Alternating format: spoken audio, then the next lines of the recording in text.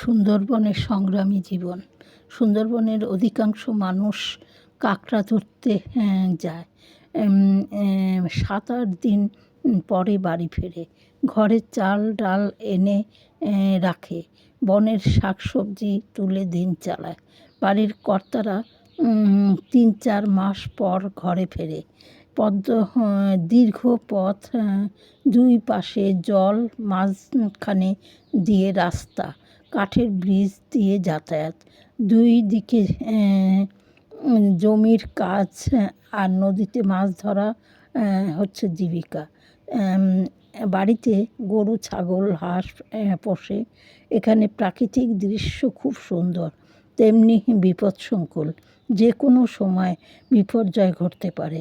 এখানে অনেক মেধাবী ছাত্রছাত্রীরা আছে, শুধু যোগাযোগের